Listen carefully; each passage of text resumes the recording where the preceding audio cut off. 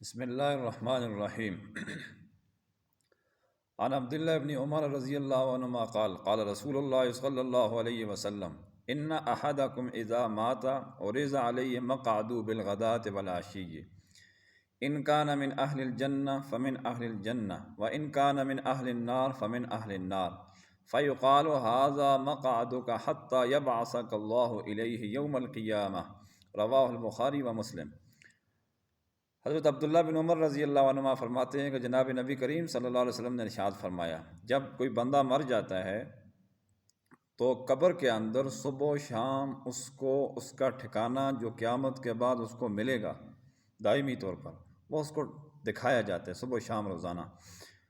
اگر وہ جنت والوں میں سے ہے تو جنت کا ٹھکانہ جو بھی اس کو ملے گا وہ اس کو دکھایا جاتا ہے، اور اگر وہ خدا نخواستہ جہنم والوں میں سے ہے تو جہنم میں جو ٹھکانہ اس کو قیامت کے بعد ملنے والا ہے وہ اس کو دکھایا جائے گا، اور اس سے کہا جائے گا کہ یہ تیرا ٹھکانہ ہے، یہاں تک کہ اللہ تعالیٰ قیامت کے دن تجھے اپنی طرف دوبارہ زندہ کرے گا، دوبارہ اٹھائے گا۔ اس حدیث مبارکہ میں یہ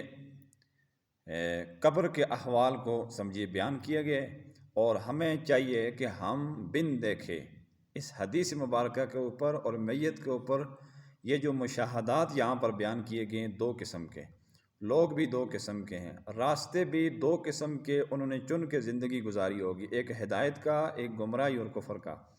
تو قبر چونکہ آخرت کے منازل میں سے پہلی منزل ہے تو اس لیے وہاں پر امتحان لازمی ہوگا، یہ جیسا کہ کل کی حدیث میں آپ نے سنا تھا۔ بہرحال یہ جو حدیث ہے اس کے اوپر ایمان رکھنا جو عقیدے سے متعلق ہے ضروری ہے کہ اب اس کی حقیقت کو اللہ ہی بہتر جانتے ہیں کہ یہ کس طرح دکھایا جاتا ہے۔ یہ ہم عالم اسباب کے اندر رہ رہے ہیں، وہ عالم برزخ کے اندر ہے وہ معاملہ۔ بہرحال اللہ تعالیٰ کے رازوں میں سے ایک راز ہے، لیکن یہ جو کچھ بھی حقیقت جو کیفیت ان پر گزر رہی ہوتی ہے یہ انہی کو معلوم ہوتا ہے۔ بہرحال لیکن اہل جنت کو اپنا ٹھکانہ دیکھ کر صبح و شام روزانہ جو خوشی اور مسرت اور لذت حاصل ہوگی، اور اسی طرح اہل جہنم کو اپنا ٹھکانہ وہ دیکھ کر روزانہ صبح و شام جو رنج، غم، دکھ اور افسوس ہوگا اس کا اندازہ اس دنیا میں نہیں لگایا جا سکتا۔ اللہ تبارک و تعالی ہم سب کو اہل جنت کا ٹھکانہ عطا فرمائے، اور اہل جنت والے تقوی والے راستے پر ہمیں چلنے کی بھی توفیق عطا فرمائے، شریعت مطہرہ اور صراط مستقیم پر گامزن رہنے کی ہم سب کو توفیق عطا فرمائے، اور محتاط طریقے سے زندگی گزارنے کی توفیق عطا فرمائے۔ اسی طرح ایک حدیث میں یہ بھی آتا ہے، وہ بھی آپ سن لیں۔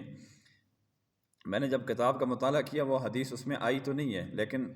بہت مشہور ہے وہ حدیث، اس لیے میں آپ کو وہ حدیث بتانا چاہتا ہوں۔ آپ صلی اللہ علیہ وسلم نے ارشاد فرمایا، انما القبر روضۃ من ریاض الجنہ او حفرۃ من حفر النار۔ لوگو یہ جو قبر ہے اس کو تم صرف قبر کی حد تک نہ سمجھو، بلکہ یہ جنت کے باغوں میں سے یا ایک باغیچہ ہے یا جہنم کے گڑھوں میں سے ایک گڑھا ہے، یعنی جنت کی تیاری کرو اور جہنم کے اعمال سے بچنے کی بھرپور کوشش کرو۔ اللہ تبارک و تعالی ہم سب کو